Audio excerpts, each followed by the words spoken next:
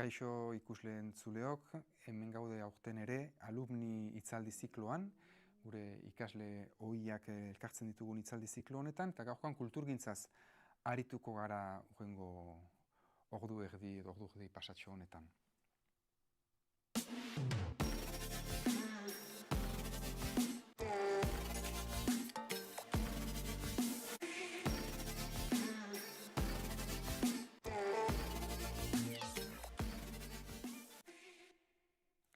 Kultura eta sormena, formazioa eta sektorearen erronkak. Hau izango da gaurko gure aipagaia eta hemen ditugu 3 lagun erekin batera gai honetaz hitz egiteko, batetik Onintza Etxebeste, Humanitate eta Hezkuntza Zientzien Fakultateko irakaslea da, eta Kultur eta Sormen Industriak graduko, aurten hasi den graduko koordinatzailea. Gero Josu Zubia, Euskal Kulturaren eragiletza masterriko ikasle ohia, oinatiarra, eta antzerki arloan eta ikuskizunen arloan ari dena, besteak beste eta bereziki pailazo gisa ezaguna, baina mago eta gauza askotan dabilena. Eta Anes Arasketa, Eibartik datorkigu, Anes Arasketak ere Euskal Kulturaren eragiletza masterra egin zuen, eta Iralen lan egiten du, gaur ez dugu Iralez hitz egingo, baina pentsatzen du gauza asko bat dela Iralez aipatzeko, baina ez da gaurko gaia, baina bai Iraleko eta Irak hizkuntza arlotik izan du interes handia, nahiz eta bera, hortaz aparte, dantza munduan eta asko ibilitakoa den. Hasteko, sarrera honekin, Onintzari hitza eman baino lehen, esplikatuko dut Euskal Kulturaren eragiletza masterra, hori delako guk gure kultur ikasketetan, momentu honetan uezin ditugun eskaintzetan dugun zaharrena, nahiz eta ez den ibilbide luzekoa, 3. urtea da hau. Master honen helburua da jendea formatzea kulturaren eragile izateko, izan kultur teknikari edo kultur elkartetan edo hezkuntzan ere kulturaren transmisioan nola egin jakinen duen jendea. Beraz, publiko zabala, baina detektatu genuelako kulturaren transmisio horretan eta kulturgintza horretan behar handiak dituela herri honek eta horregatik sortu genuen master hori. Eta handik 2 urtera agertu da Kultur eta Sormen Industriak gradua, aurten lehen edizioa. Onintza, pixkat esplikatu dezakezu zein den gradu hori, ze helburu dituen? Graduak erantzun nahi dio nolabait esateko, kulturarloan lan egiten duten profesionalei, izan artistak, izan eragileak, izan kultur kudeaketa, nolabait kudeaketa, komunikazioa eta ideazioa sorkuntzaren adarroiek aintzat hartuta, nolabait Euskal Herrian dugun kultura aberastasun hori ere modu estrategikoago baten ere ikusteko, eta mai inguru hau ikusten oso interesgarria dela ere, masterrarekin egiten den transmisioaren aldeko, ibilbide horrekin sinergiak aurkitzeari begira. Baita, espero dugu ibilbide luzeagoa izango dugula, eta doktoretza tesiak ere izango ditugula, eta ikerketan bidea egingo dugula, herri honek dituen galderei eta erantzunak bilatzen segitzeko. Lehen galdera hau 3 egingo dizuet, kulturari, sormenari eta transmisioari buruzko formazio espezifiko baten beharraz. Zuei ze iruditzen zaizue? Egin baldin baduzu formazio hori, pentsatzen beharra sentitu duzuelako dela, baina zergatik da beharrezkoa. Ane, nahi baldin baduzu hasi. Nik nire esperientziatik kontatuko dizuet. Apurtxo bat, niretzat zergatik den beharrezkoa, ze badugu edo nik banuen alako sentsazio behar genuela zerbait kultur transmisioaren, nire kasuan Euskal Kultur Transmisioaren esparru horretan, zenarekin edo sentsazioekin jokatzen genuen, gero jardunarekin, baina, honek ikasketa hauek edo eman didate beste helduleku batzuk, edo beste ikuspegi, ez dakit, orokorrago bat, heldulekuak, eta, nik buruan neukan hori, somatzen nuen hori argumentatzeko aukera eman dit. Baliabide asko, oso berrituak, eta batez ere hori ikuspegi orokor bat, gero erakusteko orduan ere ipar zehatz bat edo ipar jakin bat. Irakaskuntzan hori oso garrantzitsua da. Gauza asko lan ditzakezu, baina iparrik gabe ez da mamitzen gauza modu berean, nire ustez, horregatik. Josu. Ba, hanek esan duenarekin, guztiz ados. Bada, kulturgintzarena bada mundu bat, hori, sentsazioekin, olatuekin, haizearekin, horrekin batera mugitzen zara. Ba, orain artekoek hau egin dute. Askotan, ez da, elkarteetan eta badago, bueno, ba, zuzendaritza aldaketak datoz, talde eragileen aldaketak, eta nola egingo dugu, pues aurrekoek egite duten moduan, ba, edukiko zuten ideiaren bat. Eta, bueno, badaude eta talde askotan horrek jardun horrek funtzionatu du, eta transmisio horrek funtzionatzen du. Baina beste batzutan argi eta garbi, eten oso nabari bat ageri da, edo bueno, beste hainbat gaietan, baina elkarte askotan hori gertatzen da. Eta ninen bilen elkarte batzuetan hori gertatu da. Eta honi nola egiten zaio aurre, zen norabide hartu behar dugu, zergatik, zertan ari gara, ez? Halako neke, zama, bat sentitu izan dut, eta segurazki beste konpartituko dugu sentsazio hau. Eta honek, eta formazio honek, eman dizkit giltzak esate baterako eta esperientziak. Hau da, beste jende baten esperientziak, nola egiten dute, nola eratzen dira, nola artikulatzen dute guztia, zen horabideetan eta zergatik. Ba, ez kopiatzeko, baina bai, erreferentziatzat hartzeko, eta hori gure herrian bertan, badaudela oso, bueno, esperientzia praktikoak eta jarraitu beharrekoak, edo jarrai daitezkenak, bintzat.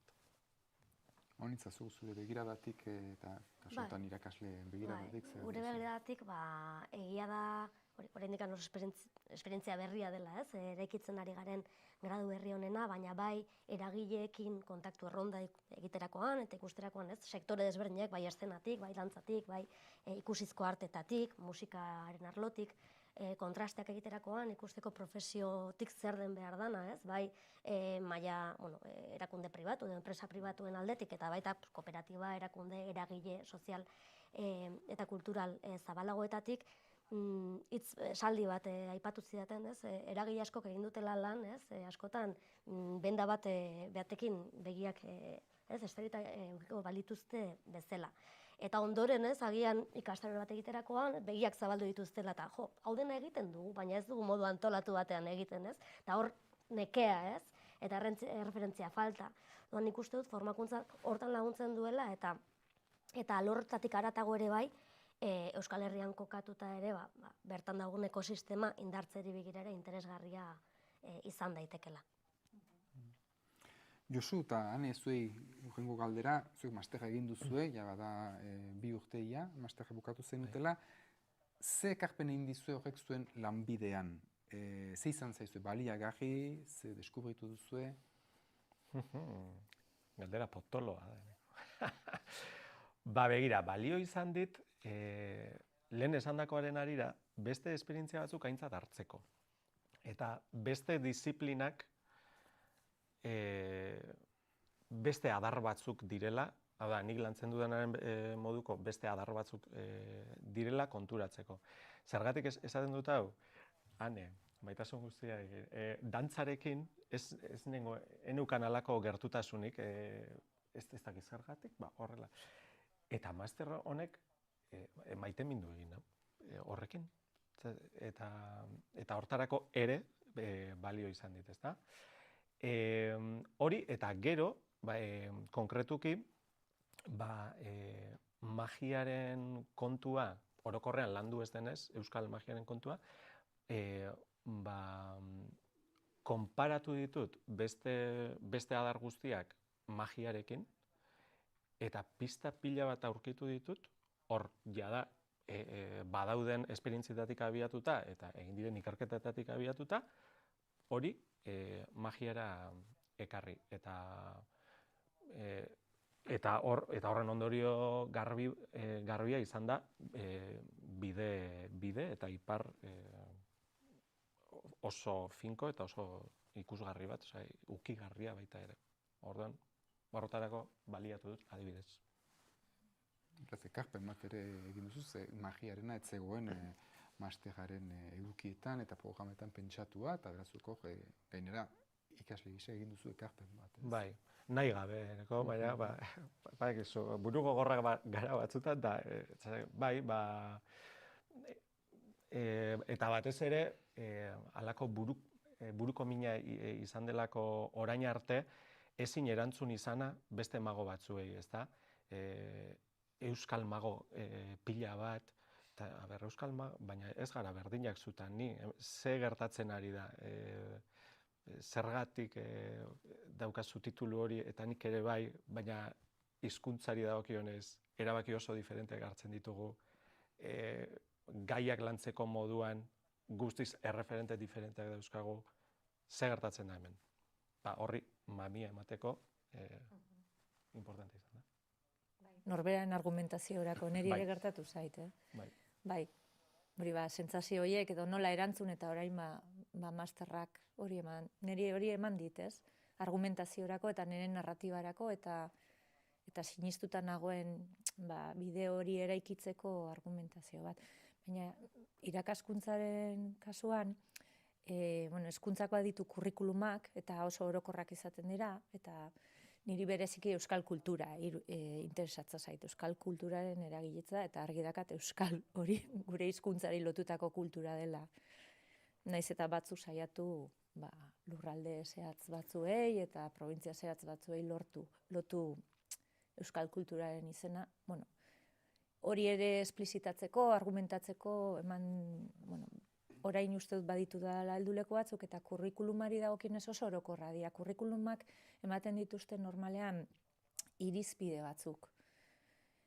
Eta gero, bogan zer dagoen irizpide horiek irakur daitezke modu batera edo bestera, eta niri uste dut eman didala baliabidea, batzuetan konparatzen dute kurrikuluma legeekin, legeak interpretatiboa direla esaten dute batzuk, ze paiek interpretatzen dituen, antzeko zerbait da. Orduan, badibez, EAN, euskal kulturaren dimentsioa lantzen da, Eta nik lehen ez nion erreparatzen, baina dimentsio hori ez da euskal kultura. Dimentsioa kurrikulum baten sartzen duzunean, ez ari zarari, badago kultura bat eta gero dago euskal kultura. Eta horren ikuspegi bat landu behar dugu. Ez da euskal kurrikuluma, da euskal kulturaren dimentsioaren, eta holako zehaztasun txiki horiek, iparra bazuk esaten duzuna, alde batera edo bestera, Zergatik nik arutza lan egin nahi dudan, eta hori masterrak eman dit, bai. Eta, argumento batzuekin, sentsazio kontua, badakit nora heldu nahi dudan, badakit zergatik, ikusi dut panorama, ikasi dut handik, hemendik, eta gero ikasi dut behin ere, kulturan alfabetatu egin behar dela pertsona. Zuri dantza zitzaizun gustatzen, eta nire antzerkiera bere adibidez gehiago kostatzen zaita ailegatzea, baina zenbat eta alfabetatuago egon orduan eta errezago ailegatzen zara, eta hori ere masterrean jaso dudan zerbait izan da. Hainbeste irakasle dago, eta orduan formazioa zenbat jenderen gana iritsi beharko litzateken, ez? Ez da ere gogoeta hori izango zuz, ez zu irakasle askorekin duzulako agendana? Bai, nik uste dut, igual asko esatea da, baina irakasle gai guztiek egin beharreko zerbait da, behintzat ikuspegi, euskal kulturan ikuspegia edo eragilitza horretan eragin nahi duten irakasle gaientzat, irakasle ontzat ere bai, batez ere pixkat ipar hori daukagun ontzat, baina gure irakaskuntzatik kanpo ere iruditzen zait badirala hor beste lanpostu batzuk oso garrantzitsuak, kulturteknikariak, etzako derrigortuta egin beharko lukete, euskara teknikariek ere bai, programatzaileek, ez da egongo dira asko, baina horiek ere irakasleak bai, baina beste horiek ere bai. Dena hezkuntzak ezin du egin, hori ere egia da. Honintza, gradu behiaz, KS gradu behiaz arituko gara, horrek zertan lagun dezake, horren aipatu duen horretan guztian, ze eskaini dezake kultura arloko formakuntzari, ze eskaini dizaioke? Bai Josuk eta bai Anek aipatu dituzten, hainbat aldagai daude, hezkuntzatik harago eta norbanakoen proiektu sortzaile eta kulturaletatik harago, doazenak, alde batetik nik uste dut alfabetatzearena, ez? Lenguaien ezagutza, graduko ikaslei begira dago, behintzat gradu hau. 18-20 urte tarteko ikaslea datuzkigu eta kulturarekiko dagoen harremana, hauek badaukate nolabaiteko sentsibilitatea edo kapital kultural bat. Horrexegatik hautatu dute gradu hau, ez? Baina badago estigma bat, kulturari begira, kultura eragiletzari begira, kultura jarduteari begira, ez? Gutxietsitako, ez?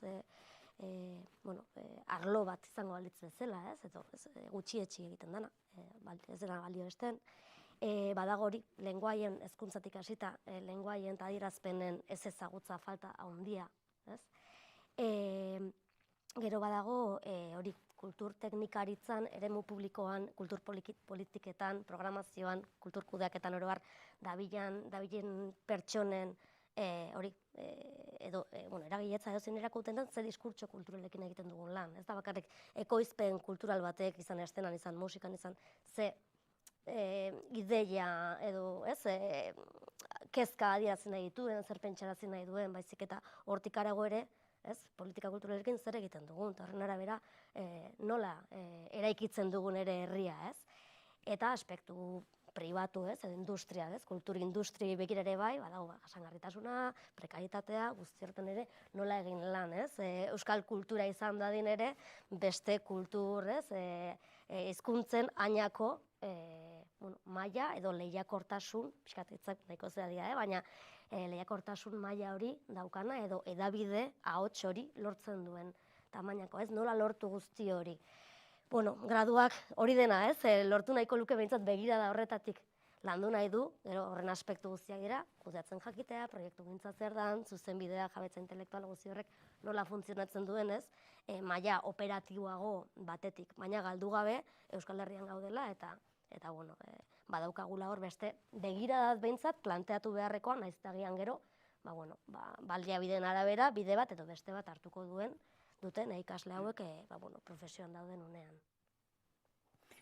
Galdera egingo dizuet hiruei, nahi duzuenak hartu itzaleenik, formakuntza zarago euskal kulturak ze erronka dauzka momentu honetan, zein dira euskal kulturaren galdera eta desafio nagusiak zuen ustez?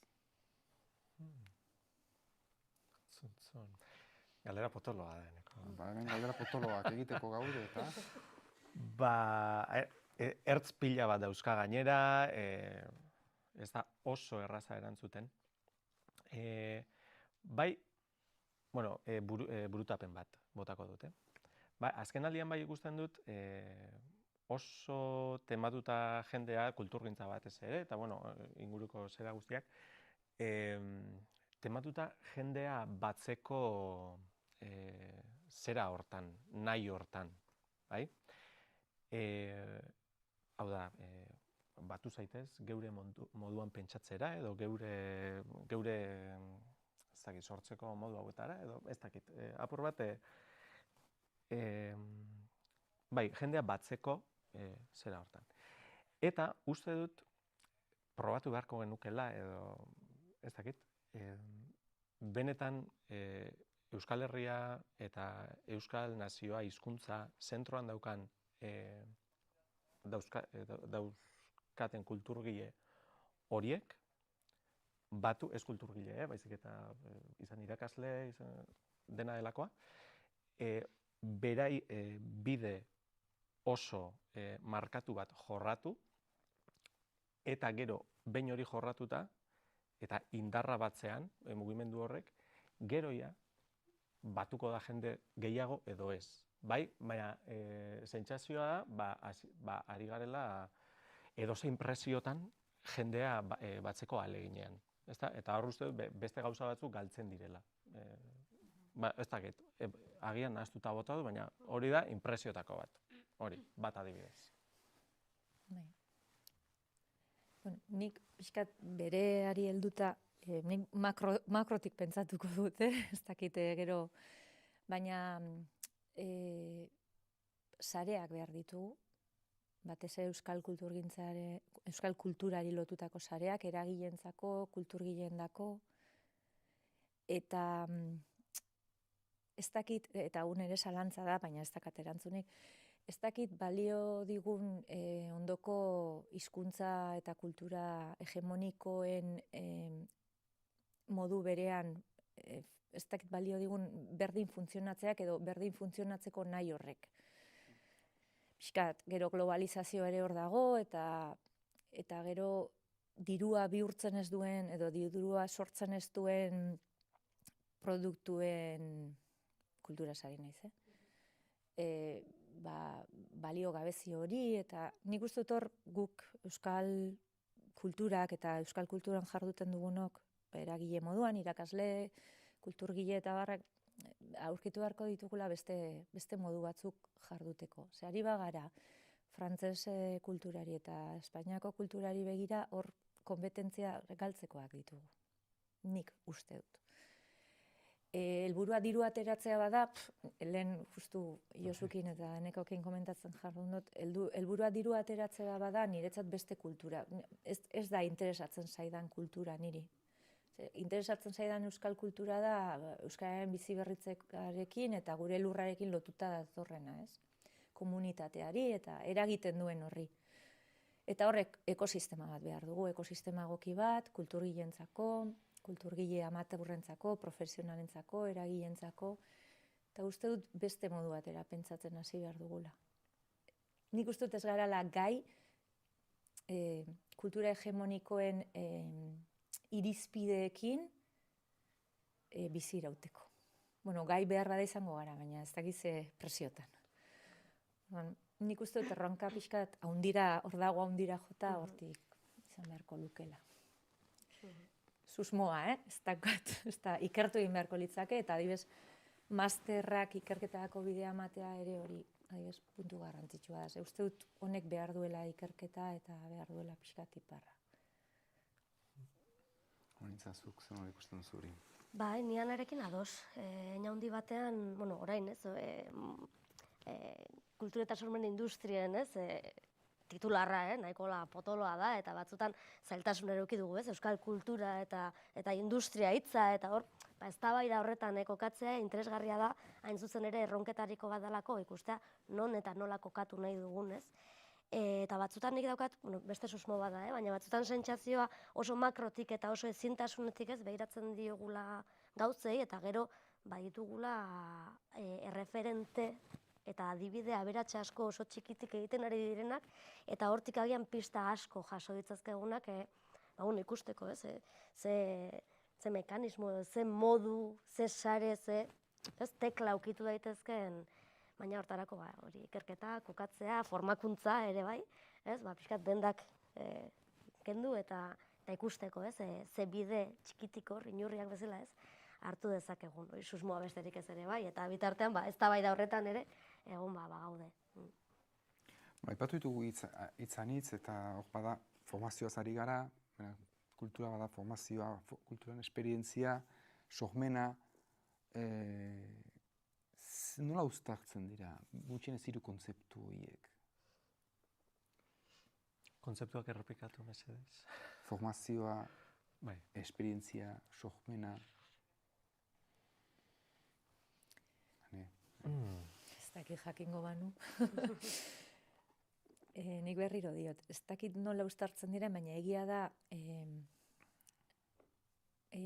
formazioa garrantzitsua da, hizkuntza behar duzulako, kultura ulertzeko, kontsumitzeko. Orduan nik uste dut, adibidez, antzerkira baldin manoa eta antzerkiaren gutxieneko batzuk, edo, ezagutzen baldin baditut edo hortaz gozatzeko aukera gehiago daukadala. Orduan alde batetik formazioa dago, baina ez bakarrik profesionalena, edo kulturgileena, edo amateurrena, edo formazioa beste aldeak ere behar du, alegia herritarrek, eta horretarako sareak behar dituzte, espazioak eta aukerak. Ikerketa garrantzitsua da unibertsitatetan egiten dena, baina nik unibertsitatetik kanpoko ikerketetan ere sinisten dut, batez ere esperientziatik eta bizipenetatik normalean asko hurbilago daudelako, ez da? Uste dut batak beste aldikatzen duela.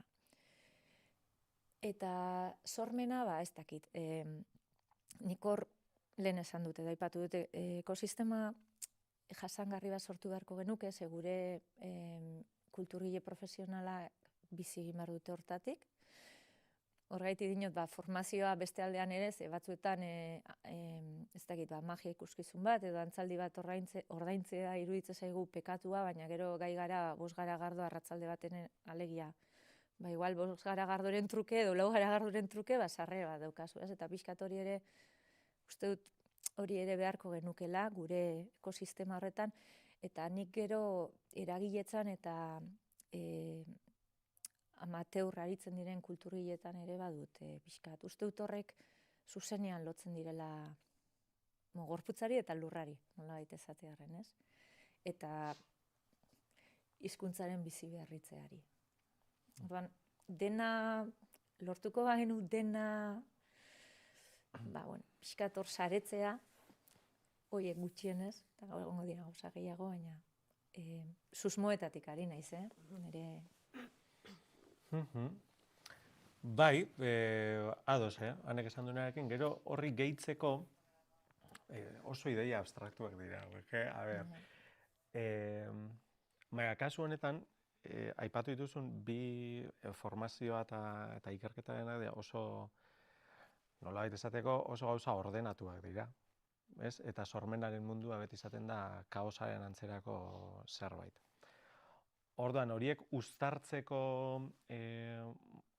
momentuan ere, azkenaldian bain nabaritu izan dut, azken urteetan, sortzaileen aldetik, sortzaile batzuen aldetik esango dut, beste batzuk finari dira, baina transmititzen dutena kalako gabezia bat, bai hizkuntzari dagokionez, eta baita inguratzen edo bizi duten kulturari dagokionez.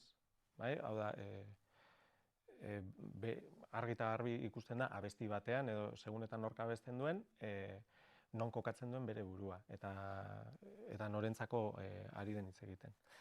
Eta honekin zer esan nahi dut, honekin esan nahi dut elkar elikatu beharreko adarrak direla horiek, bai sortzaileena eta baita, kasu honetan, formazioarena.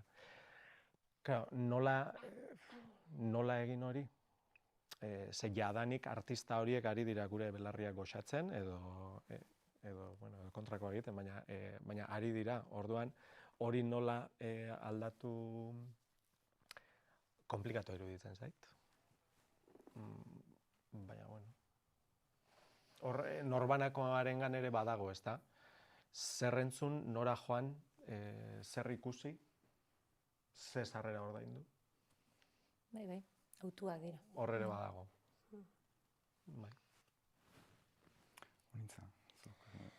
Bai, guk formazioari begira behintzat graduan, bai asmo dela profesionalekin, etengabeko harreman hori, edo unibertsitatearen burbuja hortatik ahalik eta gehien ateratzea, hortik ikastea, eta baita ere beste asmo bada ikasleak aldugun heinean, ze bakoitza bere esperientzia dator, eta bere ezagutzatik, eta bere predisposiziotik edo, nolabait, baina sorkuntza prozesuarekin ere bai aurrez aurre kokatzea, aktibatzeko ere bai sentsibilitate hori programatzerako garaian, edo aurrekontuak kudeatzeko garaian, sortzailearen papera eta sorkuntzaren indar hori, balio hori, kudeaketak ez irenstea, edo ez bada baita ere hor asmo bat esperientzia horiek ekartzen saiatzea, ez bestela, batzutan pentsatzen dugu beti administratiboki, edo egituretan eta metodoetan eta baliokatean, eta proiektu batzen bizitza zikloan, eta gero, benetan non ditugu euskarriak, bai diskurtsiboki, bai balio mailan, bai identifikazioetan ere bai, kate horretan eta saretze horretan dagokizun posizioa aintzat hartuta edo, orduan, lotura gian horra, ez da hainbat erronka, baina betaurreko horiek jartzea nahiko genuke ikasleek etorkizunari begira. Etorkizuna aipatu duzu eta hemen ere hasi gara identifikatzen zenbait behar, kultura arloak dituen zenbait utxunei buruz, baina hasi gaitezen pixka pentsatzen, irudikatzen euskal kultura hemendik 5-10 urtera.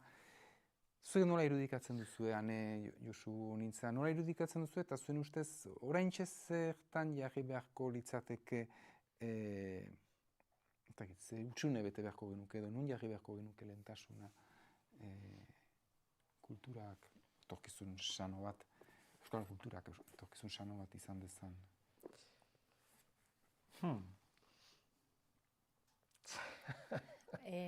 Nik nire, ez dakit nola irudikatzen dudan, nola irudikatu nahi dudan badakit. Baina bidea gurutze honetan, ez, pixkat gainera euskararen egoera atzko hitz egiten da, bide gurutze batean gaudela eta 2026ko bai, ez, nola horrela jarraitzen baldin badugu nola egongo den gure hizkuntza eta nik hezkuntzan uste dut gertatzen dena kultura politikoa dela beti. Naiz eta ez politizatzeko esan, baina ez politizatzeko esaten dugunean ere politikoa da.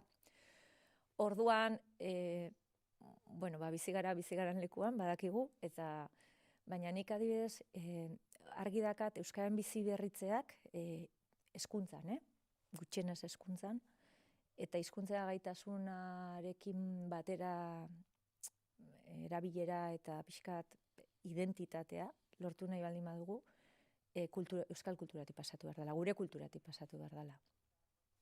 Argi dago hizkuntza gaitasunak gora egin duela, baina erabilerak egin du gora, hizkuntza ezagutzak ere bai, baina gaitasunak bera egin du. Alegia ikasleek ez dute hain ondo hitz egiten, ez dira gai edo zer esateko. Orduan hor behar ditugu beste atxikimendu batzuk. Da nik irudikatzen dut pixkat euskal kultura, ez dakit nola, baina hizkuntzari lotua nahiko nuke, eta gure lurrari lotua. Bada mundu ikuskera bat. Eta gustatuko litzaidake ekosistema osasuntsu batean kokatzea. Bai profesionalentzat, ez daitezela bizi prekarietatean. Bai pixkat masa industriatik kanpo, ze horrek uste dut masa industriarekin lotzen baldin badugu ez daukagula aukerarik, eta beste zerbait esan behar nuen, baina hori, hizkuntzari lotua eta saretua. Bai profesionalentzat, bai amateurrentzat, uste dut herri kultura hori oso garrantzitsua dela, lurrari lotzeko eta gure hizkuntzari atxikitzeko, eta pixkat horrela. Nahiko nuke, ez dakit nola egongo dan. Baina nik uste dut iparra hori izan beharko genukela. Eta hezkuntzak hor badu, hezkuntza euskal kulturaz busti behar ditugu ikasleak. Kantatu, antzestu, dantzatu, entzun, egin, magia egin, ez dakit. Baina dana euskal kulturatik. Ez dakit erantzun dizuedan, baina utopia bada, orduan ez dakit. Bai, nik ere horrela nahiko nuke ikusi.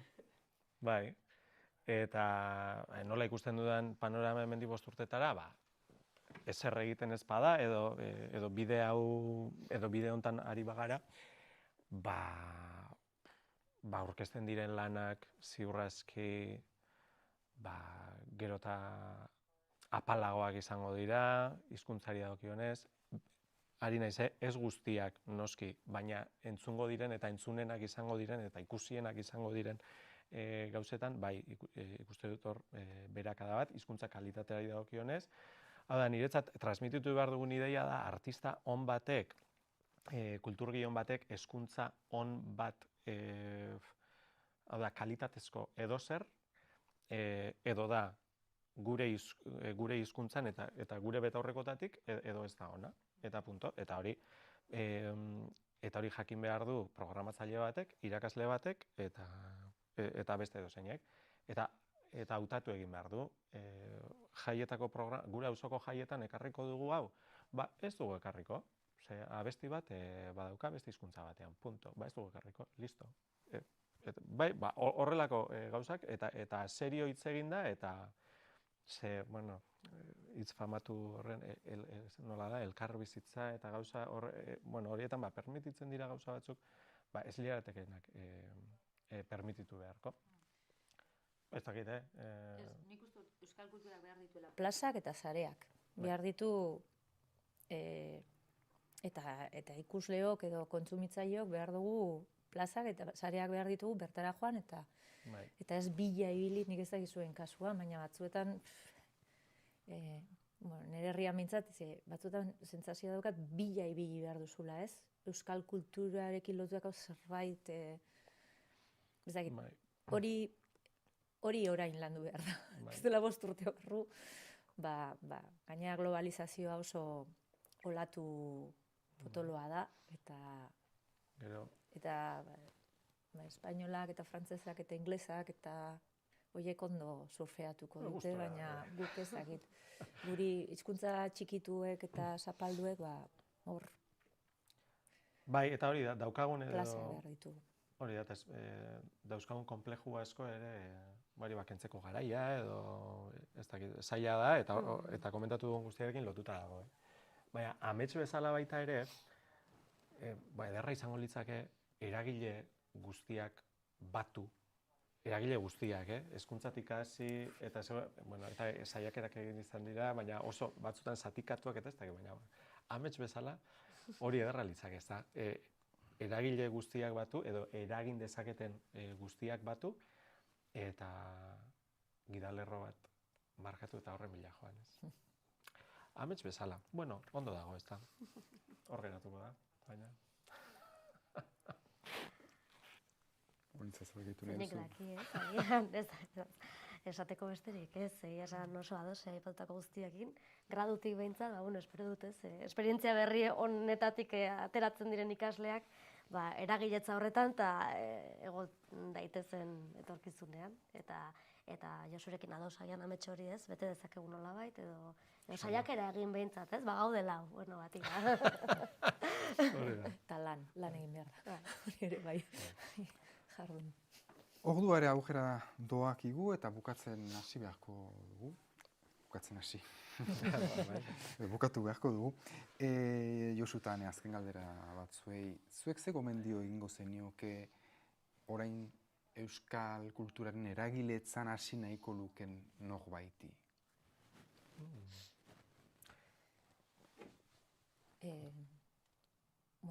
Hasteko, emateko pausua. Eragiletzan hasteko modu asko dago. Herritik hasi zaitezke zure lanbidetik, kontsumitzaile izatetik, ari baldin bagara gero formazioaz eta pixkat sakondu nahi badute, eta hor eragiletzan mailak eta atxikimendu mailak eta ezberdina dira, baina interesa baldin badu, nik uste dut olako formazio bat lagunduko diola, bintzat bere bidea, edo nire kasuan hala izan da, norberaren bidea markatzeko, baina batez ere hasteko, eragiten hasteko.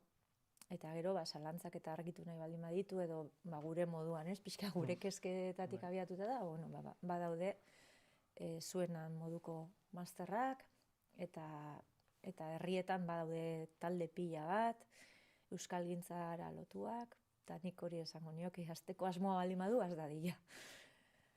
Badago lana eta badira lekuak horretarako. Bai, nik ere berdin, gero batez ere jarduten hasten zaren horretan harremanak zaintzeko eta harremanak sortzeko eta biderkatzeko, hori ere, niretzat giltzetako bat ere bada, harremanena. Eta gero, dauzkan zalantzak eta irakurtzen duen guztiak, entzuten duen guztiak balioko diola bere bidea markatzeko, bidea baino bere norabidea. Hori, eragin daiteke agian nahi gabe, nahi ez duzun bideruntz, hori ere, hortik akatsetatik asko ikasten da baita ere, baina bai, gauza jakitea eta hori beti datorrela ondo, egin nahi duzun horretarako. Ongi, honitza bukatuko dugu, zuk ze ideia azpimarratuko zenuke gaur jaso ditugun ideia guzti hauetatik, hola pare bat ideia edo itxisteko eta laburbiltzeko, ez?